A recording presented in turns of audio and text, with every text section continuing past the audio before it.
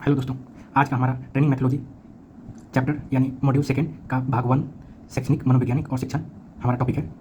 इस टॉपिक का उद्देश्य है कि इस पाठ को पढ़ने के अंत तक आप यह जान सकेंगे मनोवैज्ञानिक को परिभाषित करना। दूसरा, शैक्षणिक मनोवैज्ञानिक की व्याख्या करना कि शैक्षणिक मनोवैज्ञानिक क्या होती है। शैक्षणिक मनोवैज्ञानिक की प्रवृत्ति और दायरे की व्याख्या करना। शिक्षक प्रशिक्षक के लिए शैक्षिक मनोविज्ञान के लाभों की सूची बनाना। शिक्षण को परिभाषित करना। प्रभावी शिक्षण के लिए चरणों की सूची बनाना और शिक्षण के सिद्धांतों की व्याख्या करना। तो ये हमारा उद्देश्य है जो कि हम इस पाठ के अंत तक हम इस चीज़ को सीख पाएंगे। ठीक है, पहला हमारा टॉपिक है मनोविज्ञान को परिभाषित करना। तो हाँ, मनोविज्ञान क्या है? मनोविज्ञान जो शब्द है वो ग्रीक शब्द से बना है। ग्रीक के दो शब्द से बना है, जिसका पहला शब्द है साइकी, जिसका अर्थ है आत्मा, और दूसरा शब्द है लोगोस, जिसका अर्थ है ज्ञान या व्याख्या। मनोविज्ञान को मानव और पशु व्यवहार के वैज्ञानिक अध्ययन के रूप में परिभाषित किया जाता है। मनोविज्ञान शब्द ग्रीक शब्द के साइके से लिया गया, जिसका अर्थ आत्मा, और लोगोस, जिसका अर्थ विज्ञान है। अब शैक्षणिक मनोविज्ञान क्षेत्र में अनेक वैज्ञानिक ने अलग अलग प्रकार की परिभाषा दिया है। तो हमारी ट्रेनिंग मेथोलॉजी में क्वेश्चन आती है कि स्किनर के अनुसार शैक्षणिक मनोविज्ञान की परिभाषा क्या है। तो आप यहाँ देख सकते हैं, स्किनर के अनुसार स्किनर कहते हैं कि शैक्षणिक मनोविज्ञानिक की वह शाखा है जो शिक्षण और सीखने से संबंधित है। उसके बाद एक दूसरे वैज्ञानिक क्रो और क्रो, इन्होंने भी अपनी तरफ से एक परिभाषा दी शैक्षणिक मनोविज्ञानिक की। शैक्षिक और मनोविज्ञानिक जन्म से लेकर बुढ़ापे तक किसी व्यक्ति के सीखने अनुभव का वर्णन और व्याख्या करता है। यानी शैक्षिक मनोविज्ञानिक जन्म से कोई भी व्यक्ति का जन्म से लेकर बुढ़ापे तक किसी व्यक्ति के सीखने, मतलब वो व्यक्ति कैसे सीखता है, उसके अनुभव का वर्णन और व्याख्या करता है। तो अभी जो हम लोग मनोविज्ञान पढ़ रहे हैं तो वो शैक्षणिक से संबंधित मनोविज्ञान है। हमारे पीयूटी में शैक्षणिक मनोविज्ञान पढ़ना है, मतलब हम कैसे सीखें, मनोवैज्ञानिक शोध क्या कैसे हो कि हमारी पढ़ाई शैक्षणिक सीखने की क्षमता डेवलप हो सके, उसके ऊपर यह चैप्टर आधारित है। तो शैक्षणिक मनोविज्ञान की प्रकृति, मतलब शैक्षणिक मनोविज्ञान की प्रकृति मतलब कैसी प्रकृति है, क्या है।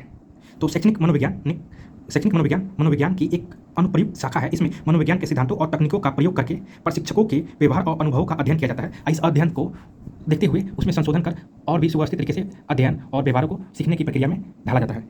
यह शैक्षणिक और वातावरण में किसी व्यक्ति के व्यवहार का अध्ययन करने के लिए वैज्ञानिक पद्धति का उपयोग करता है। शैक्षणिक मनोवैज्ञानिक किसी व्यक्ति के शैक्षणिक और प्रशिक्षण वातावरण में किसी व्यक्ति के व्यवहार का अध्ययन करने के लिए वैज्ञानिक पद्धति का उपयोग करता है और वैज्ञानिक दृष्टिकोण को अपनाता है, और वैज्ञानिक दृष्टिकोण को अपनाकर शैक्षणिक या सिखाने की प्रक्रिया या दायरा को डेवलप करता है, कैसे हम किसी व्यक्ति को, किसी स्टूडेंट को समझा सकें। तो शैक्षणिक मनोवैज्ञानिक दायरा एक टॉपिक है। इसका शैक्षणिक मनोवैज्ञानिक दायरा मतलब क्या होता है? दायरा मतलब क्या होता है कि मतलब ये दायरा में कुछ टॉपिक दिए जाते हैं, 4-5 टॉपिक, उसी के आसपास हमारे शैक्षणिक मनोवैज्ञानिक के लक्षण आसपास मौजूद होते हैं। जैसे शैक्षणिक मनोवैज्ञानिक शैक्षणिक स्थितियों में प्रशिक्षकों के व्यवहार से संबंधित है। शैक्षणिक प्रक्रिया में प्रमुख कारक क्या है? शैक्षणिक प्रक्रिया में प्रमुख कारक, ये शैक्षणिक प्रक्रिया में प्रमुख 5 कारण हैं जो कि एग्जाम में पूछे जाते हैं। पहला क्या है? शिक्षार्थी यानी प्रशिक्षु। दूसरा क्या है? सीखने का अनुभव। तीसरा क्या है? सीखने की प्रक्रिया। चौथा क्या है? सीखने की परिस्थिति या वातावरण। पांचवा क्या है? शिक्षक या प्रशिक्षक जो सिखाने वाला है। तो पहला हमारा क्या है? शिक्षार्थी। यदि हम पहली धूल लेते हैं तो हम पा सकते हैं कि शैक्षणिक मनोविज्ञान ने शिक्षार्थी के इर्द गिर्द विषय को चुना है। यह खंड हमें शिक्षार्थी को जानने की आवश्यकता से परिचित कराता है और उन्हें समझने की तकनीक प्रदान करता है। यानी ये इस टॉपिक के माध्यम से ये कहना चाहते हैं कि जो शिक्षार्थी हैं वो क्या सोच रहे हैं, क्या समझ रहे हैं, वो उन्हें समझने की तकनीक प्रदान करता है। तो इसमें कुछ तकनीक निम्नलिखित है। व्यक्ति की जन्मजात योग्यताएं और क्षमताएं, मतलब व्यक्ति की जन्मजात योग्यताएं मतलब व्यक्ति के जन्म के समय उसके माता पिता, उसके आसपास के फैमिली बैकग्राउंड कैसी है और क्षमताएं कैसी है। ठीक है, व्यक्ति के अंतर और उसके माप, प्रत्यक्ष, गुप्त आदि।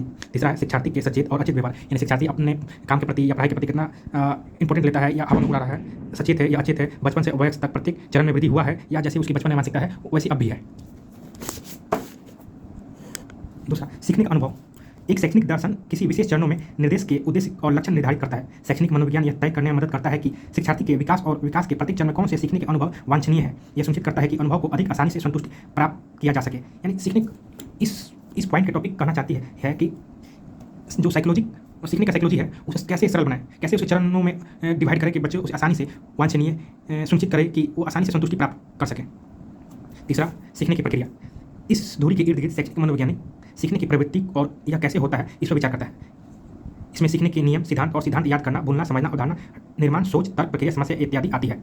सीखने की प्रक्रिया में कोई विद्यार्थी कैसे सीखते हैं वो डिसाइड होते हैं। उसके बाद आते हैं सीखने की परिस्थिति या वातावरण। आपके आसपास के वातावरण कैसी है, माहौल कैसा है। सबसे बड़ा एक कारक वातावरण होता है। आपके अगर आसपास अगर वातावरण अच्छे हैं, पढ़ने लिखने वाले के साथ है, तो आपकी पढ़ाई ऑटोमेटिक, आप पढ़ाई की तरफ इंटरेस्ट होते चले जाओगे और पढ़ते चले जाओगे। अगर वातावरण ही नहीं है तो आपकी भी इससे दूरी बढ़ती चली जाएगी। पांचवा, शिक्षक प्रशिक्षक आपके कैसे हैं, प्रशिक्षक कैसे हैं, शिक्षक आप अपनी भूमिका ठीक से निभाने के लिए आत्म जागरूकता के महत्व पर जोर देते हैं या नहीं, या उनके संघर्षों, प्रेरणा, चिंता